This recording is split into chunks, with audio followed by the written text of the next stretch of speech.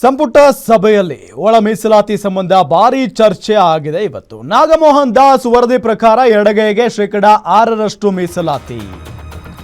ಇವತ್ತು ಇದೇ ವಿಚಾರಕ್ಕೆ ಸಂಬಂಧಪಟ್ಟಂತೆ ಚರ್ಚೆ ಮಾಡೋದಕ್ಕೆ ಸಂಪುಟ ಸಭೆಯನ್ನ ಕರೆದಿದ್ರು ಮುಖ್ಯಮಂತ್ರಿಗಳು. ನಾಗಮೋಹನ್ ದಾಸ್ ವರದಿ ಪ್ರಕಾರ ಎಡಗೈಗೆ ಶೇಕಡ 6ರಷ್ಟು ಮೀಸಲಾತಿ, ಎಡಗೈಗೆ ಶೇಕಡ 6ರಷ್ಟು ಮೀಸಲಾತಿ ಅಂತ ವರದಿಯಲ್ಲಿ ಶಿಫಾರಸು ಆಗಿದೆ. ಶೇಕಡ 6ರಷ್ಟು ಸಾಕಾಗೋದಿಲ್ಲ ಅಂತ ಸಚಿವ KH ಮುನಿಯಪ್ಪನವರು ಹೇಳಿದ್ದಾರೆ. ವರದಿ ಶಿಫಾರಸಿಗೆ ಸಂಪುಟ ಸಭೆಯಲ್ಲಿ ಸಚಿವ ಮುನಿಯಪ್ಪ ತಗಾದೆ ತೆಗೆದಿದ್ದಾರೆ. ನಮ್ಮ ಸಮುದಾಯಕ್ಕೆ ಶೇಕಡ 7ರಷ್ಟು ಮೀಸಲಾತಿ, ಒಳ ಮೀಸಲಾತಿಯನ್ನ ಕೊಡಬೇಕು. ನಮ್ಮ ಸಮುದಾಯದ ಜನ 224 ವಿಧಾನಸಭಾ ಕ್ಷೇತ್ರಗಳಲ್ಲೂ ಇದ್ದಾರೆ. ಮೊದಲಿನಿಂದಲೂ ಕಾಂಗ್ರೆಸ್ ಪಕ್ಷವನ್ನೇ ಬೆಂಬಲಿಸಿಕೊಂಡು ಬಂದಿದ್ದಾರೆ. ಇದು KH ಮುನಿಯಪ್ಪ ಅವರು ಕೊಟ್ಟಿರುವಂತ, ಅಂದ್ರೆ ಅಲ್ಲಿ ಸಂಪುಟ ಸಭೆಯಲ್ಲಿ ಹೇಳಿರುವಂತ ಮಾತು ನೋಡಿ. ನಾಗಮೋಹನ್ ದಾಸ್ ವರದಿ ಪ್ರಕಾರ ಎಡಗೈಗೆ ಶೇಕಡ 6ರಷ್ಟು ಮೀಸಲಾತಿಯನ್ನ ಶಿಫಾರಸು ಮಾಡಲಾಗಿದೆ.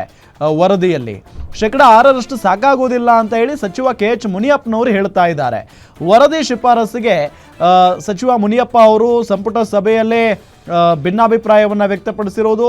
ನಮ್ಮ ಸಮುದಾಯಕ್ಕೆ ಶೇಕಡ 7ರಷ್ಟು ಒಳ ಮೀಸಲಾತಿ ಕೊಡಬೇಕು. ನಮ್ಮ ಸಮುದಾಯದ ಜನ 224 ವಿಧಾನಸಭಾ ಕ್ಷೇತ್ರಗಳಲ್ಲೂ ಕೂಡ ಇದ್ದಾರೆ. ಮೊದಲಿನಿಂದಲೂ ಕೂಡ ಕಾಂಗ್ರೆಸ್ ಪಕ್ಷವನ್ನೇ ಬೆಂಬಲಿಸಿಕೊಂಡು ಬಂದಿದ್ದಾರೆ.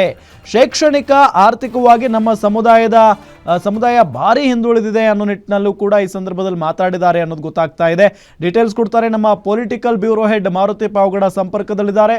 ಮಾರುತಿ ಪಾವಗಡ, ಈ ಒಳಮೀಸಲಾತಿ ವಿಚಾರಕ್ಕೆ ಸಂಬಂಧಪಟ್ಟಂತೆ ಸಭೆ ನಡೆಯುವಾಗ ಮುನಿಯಪ್ಪನವರು ತಗಾದೆ ತೆಗೆದಿದ್ದಾರೆ ಅನ್ನೋ ಮಾಹಿತಿ ಇದೆ. ಏನವರು ಒಂದು ಭಿನ್ನಾಭಿಪ್ರಾಯ, ಏನವ್ರ ಹೇಳಿಕೆ?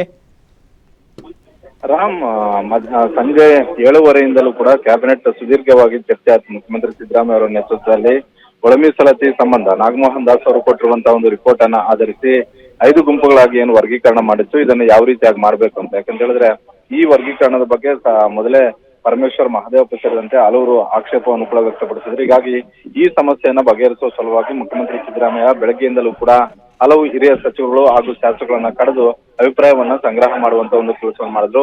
ಅದಾದ ಬಳಿಕ 7:00 ಆರಂಭ ಆದಂತಹ ಸಚಿವ ಸಂಪುಟ ಸಭೆಯಲ್ಲಿ ಸುದೀರ್ಘವಾಗಿ ಚರ್ಚೆ ಮಾಡಿದ ಬಳಿಕ ಅದರಲ್ಲೂ ಸಮಾಜ ಕಲ್ಯಾಣ ಇಲಾಖೆಯ ಪ್ರಧಾನ ಕಾರ್ಯದರ್ಶಿ ಆದಂತಹ ಮಣಿವಣ್ಣನವರು ಕ್ಯಾಬಿನೆಟ್ ಸಭೆಗೆ ಯಾವ ರೀತಿಯಾಗಿ ಇದನ್ನ ವರ್ಗೀಕರಣ ಮಾಡಬೇಕು, ಯಾವ ರೀತಿಯಾಗಿ ನಾವು ವೈಜ್ಞಾನಿಕವಾಗಿ ಈ ಸರ್ವೆಯನ್ನ ಮಾಡಿದ್ವಿ, ಸರ್ವೆಯಲ್ಲಿ ಸಿಕ್ಕಿರುವಂತಹ ಸ್ಯಾಂಪಲ್ಗಳಲ್ಲಿ ಯಾವ ಸಮುದಾಯ ಎಷ್ಟು ಮಟ್ಟಿಗೆ ರಾಜ್ಯಾದ್ಯಂತ ಇದೆ, ಅವರ ಆರ್ಥಿಕ, ಸಾಮಾಜಿಕ ಮತ್ತು ಶೈಕ್ಷಣಿಕ ಪರಿಸ್ಥಿತಿ ಯಾವ ರೀತಿಯಾಗಿದೆ ಅನ್ನುವಂತಹ ಮನವರಿಕೆಯನ್ನ ಮಾಡಿಕೊಟ್ರು. ಅದಾದ ಬಳಿಕ ಸಚಿವ ಸಂಪುಟ ಸಭೆಯಲ್ಲಿ 5 ಗುಂಪುಗಳಾಗಿ ವರ್ಗೀಕರಣ ಮಾಡೋದು ಬೇಡ, 3 ಗುಂಪುಗಳಾಗಿ ವರ್ಗೀಕರಣ ಮಾಡೋಣ, ಆ ಮುಖೇನ ಇರುವಂತಹ ಸಮಸ್ಯೆಗಳನ್ನ ಬಗೆಹರಿಸೋಣ ಅನ್ನುವಂತ ಒಂದು ನಿರ್ಧಾರಕ್ಕೆ ಬಂದಂತೆ ಕಾಣಿಸ್ತಾ ಇದೆ.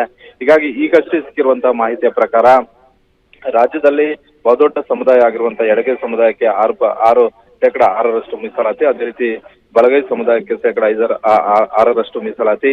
ಇದರ ಅಂತ ಅಂದ್ರೆ ಇಷ್ಟು ದಿನ ನಾವು ಏನು ಸ್ಪರ್ಶ ದಲಿತರು ಅಂತ ಏನ್ ಕರ್ತಿದ್ವಿ, ಅಂದ್ರೆ ಟಚಬಲ್ಸ್ ಅಂತ ಏನ್ ಕರ್ತಿದ್ವಿ, ಗೋವಿ, ಲಂಬಾಣಿ ಸೇರಿದಂತೆ ಹಲವು ಸುಮಾರು 18ಕ್ಕೂ ಹೆಚ್ಚು ಜಾತಿಗಳು ಏನಿದ್ವು, ಆ ಸಮುದಾಯಗಳನ್ನ ಇತರೆ ಗುಂಪಿಗೆ ಸೇರಿಸೋದ್ರ ಮುಖೇನ ಅವ್ರಿಗೆ ಶೇಕಡ 5% ಮೀಸಲಾತಿಯನ್ನ ಕೊಟ್ಟಿರುವಂತದ್ದು.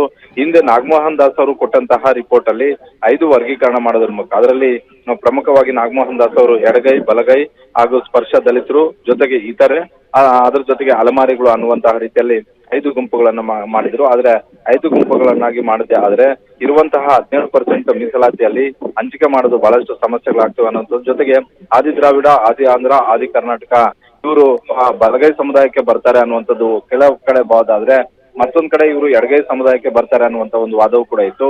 ಈ ಸಮಸ್ಯೆಯನ್ನ ಇವತ್ತು ಕ್ಯಾಬಿನೆಟ್ ಅಲ್ಲಿ ಚರ್ಚೆ ಮಾಡಿ ಸುದೀರ್ಘವಾಗಿ ಚರ್ಚೆ ಮಾಡಿದ ಬಳಿಕ ಈ ಆದಿ ದ್ರಾವಿಡ, ಆದಿ ಕರ್ನಾಟಕ, ಆದಿ ಆಂಧ್ರ ಈ ವರ್ಗದಲ್ಲಿ ಬರುವಂತವ್ರನ್ನ ಇತರೆ ಸಮುದಾಯಕ್ಕೆ ಸೇರಿಸೋದ್ರ ಮೂಲಕ ಕೊರಚ, ಕೊರ್ಮ ಮತ್ತೆ ಬೋವಿ, ಲಂಬಾಣಿ ಸೇರಿದಂತೆ ಸುಮಾರು 18ಕ್ಕೂ ಅಧಿಕ ಜಾತಿಗಳೇನಿವೆ ಇದನ್ನ ಇತರೆ ಗುಂಪಲ್ಲಿ ಸೇರಿಸಿ ಅವ್ರಿಗೆ ಶೇಕಡ 5% ಮೀಸಲಾತಿ ಕೊಡುವಂತಹ ನಿರ್ಧಾರವನ್ನ ಮಾಡಿದ್ದಾರೆ. ಅಂದ್ರೆ ಬಸವರಾಜ ಬೊಮ್ಮಾಯಿ ಅವರು ಕೊಟ್ಟಂತಹ ಮೀಸಲಾತಿಗೂ ಮುಖ್ಯಮಂತ್ರಿ ಸಿದ್ದರಾಮಯ್ಯ ಅವರು ಇವತ್ತು ತೆಗೆದುಕೊಂಡಂತಹ ಮೀಸಲಾತಿಗೂ ಬಹುತೇಕ ಒಂದೇ ರೀತಿಯಲ್ಲಿ ಕಾಣಿಸ್ತಾ ಇದ್ರು ಕೂಡ ಬಸವರಾಜ ಬೊಮ್ಮಾಯಿ ಅವರ ಕಾಲದಲ್ಲಿ 4 ಗುಂಪುಗಳಾಗಿ ವರ್ಗೀಕರಣವನ್ನು ಮಾಡಿದ್ರು.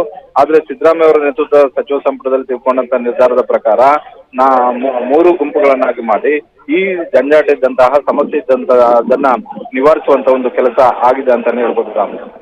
Okay, thank you Maruti Pavagada ತಮ್ಮೆಲ್ಲ ಮಾಹಿತಿಗಾಗಿ.